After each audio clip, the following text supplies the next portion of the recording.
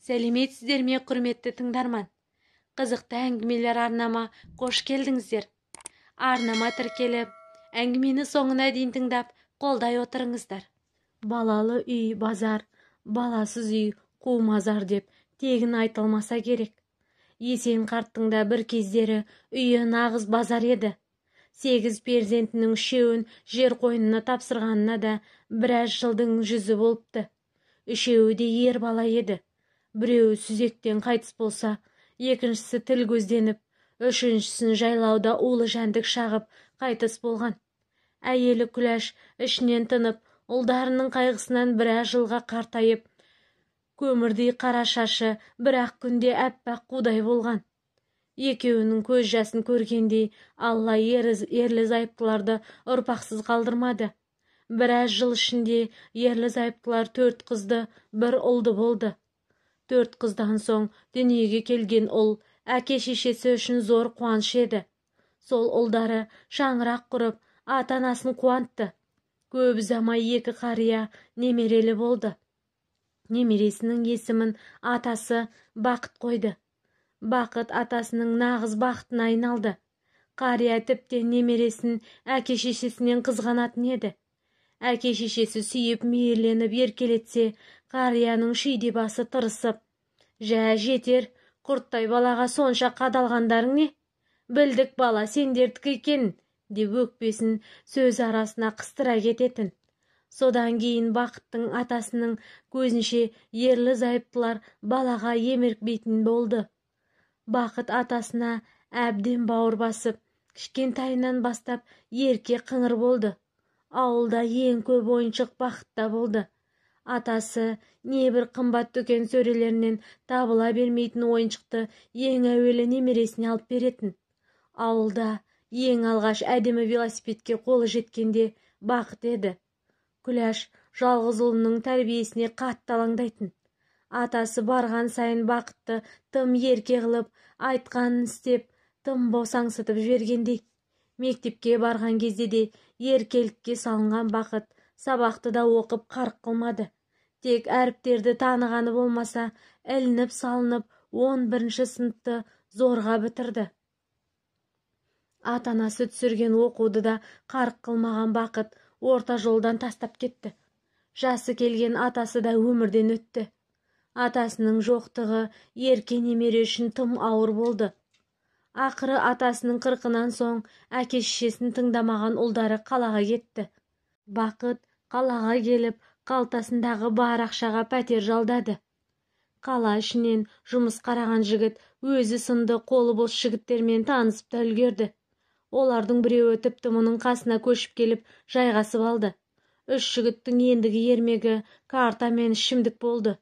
Басында ащы судың дәмін көріп, мұрнын шиыра бастартқан Бақыт аз уақытта бұған да үйреніп алды. Қасындағы бұзық Петя деген жігіт ұрлыққа тым жақын тұғын. Базар кезіп елдің берекесін кетіретін. Кешке дейін тапқан олжасына жейтіндері мен ішімдіктерін алатын. Бақыт өз-өзіне қарауды әлде қашан қойған. Тырнақ шашы өсіп, ащы судан күннен күнге ұсқынсыз боп барып жатты. Анасының түсіне жалғыз ұлы күнде кіріп, уайымға салды. Бақыт өзі тұрып жатқан мекен жайды ешкімге айтпады. Әйтеуір анасы байғұс шырылдап, ағасының баласынан ұлының қайда тұрып жатқанын білді. Ұлым аш қалмасын деп артынып-тартынып қалаға келді. Ұлын көрмегелі 3 айдың жүзі. Сағыныштан жүрегі алып ұшып, Бақыттың мекен жайына келді. Шет жақтағы ескі көп қабатты үйлердің бірі екен. 4-ші қабатқа көтерілгенше тынысы тарылып, сасық көгерген естен жүрегі айныды. Есік қоңырауы шырылдаған естіген Бақыт немқұрайлы тұрып есікті ашты. Өз көзіне өз сенбеді. Қарсы алдындағы анасы көктен түскендей бетіне бажырая қарады. Ұлының түрін көріп анасы шошына қарап, артынша бас салып көңілі босай. «Жарығым-ау, не болған саған? Андағы түрің не? Ішімдік ішкенсің бе?» Тоқтай алар емес. Бақытқа анасының тергеушідей тергегені ұнай қоймады. «Не үшін келдің?» «Бәрі жақсы менде» деп балконға шығып темекісін тұтатты. Ішке кірген анасы жайма базардай шашылып жатқан лас қараңғы бөлмеден бас айналды. Қалайда бақытты бұл тозақтан алып кету керектігін ұқты. Ұлын мұндай халде көрген ана жүрегі шаншып, бақытқа жаны ашыды. Сәбира ұлын өзімен алып кетуге көндіре алмады. Бір бетке қырсығылы анасын пәтерінен қуып шықты. Бақыттан мұндай қатыгездікті күтпеген анасы көз жасын көлдете кері қайтты. Ауылына жеткенше ауыр ойлар көңілін жүдетіп, жанын жаралады. Көзімен көрген нәрсенің барлығын күйеуі Болатқа ауыр күрсіне айтқан сол еді. Күйеуі қабағы түйіп, орнынан тұрып, адам болмайды ол иттің баласы, деп қолын сілтей сыртқа шығып кетті. Жалғыз ұлының күйігі жанын жеп барады. Сол түнгі ұйқысы қорқынышты түстерге толы болған соң, таңертең әйелін ертіп қалаға бет алды. Ондағы ойы бақытты ауылға алып қайту. Баласының халі расымен де мүшкіл екенін Болат өз көзімен көрді. Түнімен ішкен сынды. Қасындағы орыс жігіт тұрайып ұйқыға кеткен. Ұйқылы ояу бақытты әкесі жұлқып көлікке отырғызды. Ауылға келген соң бөлмесіне кірген бақыт төсегіне құлай кетті. Ұйқысы қанып, мастығы тарқаған ұлы үй ішіне әңгір таяқ ойната бастады. Мен бұл үйде тұрмаймын, бәрібір кетемін деп, әкеге де шешеге де көнбеді. Әкесі қалшылдап, ашу ызамен бақытты бас салып сабай бастады. Бірақ бақыт оған бой бермеді. Жағасына жармасқан әкесін бар күшімен итеріп жіберді. Сол жақтағы керуетке басы оңбай тиген Болат есеңгіреп, біразға дейін есін жия алмады. Осы сәтті пайдаланған қатыгез ұл анасының бөлмесінен әшекей бұйымдарды қалтасына салып, үйден тайып тұрды. Бақыттан ата-анасының көңілі бір жола қалды. Әкесі соңғы жағдайдан кейін тіпті ұлының атын естігісі келмейді. Көңілі әбден қалған сынды. 200 мыңға шыққан алтынның ақшасының буы бақытты шаттандырып жіберді. Ішімдікпен тіске басарларын алып пәтеріне келді. Бақыттың келетінін Петя күтпеген сынды. Бірақ досының пакетіне көз түскенде қуанып шыға келді. Жанындағы бой жеткенге көзін қысып, бәрі чеке-чеке деп қутыңдап күлімсірей қарады. Бақыт бой жеткенге қарап, сізді танымадым қарындас. Петя, бұл қонақ бұрын соңды біздің үйге келмеген сынды, деп досына қарады. Петя мақтанғандай мұрнын аспанға көтере. Танысып қойыңдар, бұл менің қызым, Рима, деп қасындағы бой жеткенді құшақтай алды. Рима қазақшаға суда екен. Бақытпен тез тіл табысып кетті. Бөтелкелес достар Риманың туған күнін тойлап, таңды да атырды. Ақмақ ұлы көңіл көтеріп, мәз-мейрам болып отырғанда, ауылдағы әкесі қатты сырқаттанып ауруханаға түскен еді. Жалғыз ұлдың күйігі жанымен қоса тәнінде жаралағандай. Көз жасын көлдеткен Сәбира дүниенің бәрін ұмыта, тек бас ием, Болатым, үйімнің тірегі аман болсыншы деп кемсеңдей ауруханада таңды атырды. Жалғыз ұлдың күйігі ақыры әкесін мүгедек етіп тынды.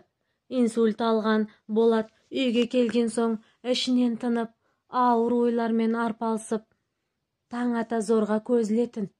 Сәбирада екі оттың ортасында қалғандай, жалғыз ұлында күйеуінде ойлайды. Адам баласынан қатты бір көңілі қалса, екінші жіби қоймайтын, күйеуі ұлын кешір алмасы анық. Бақыт 2 жыл ішінде адам танымас күйге түсті.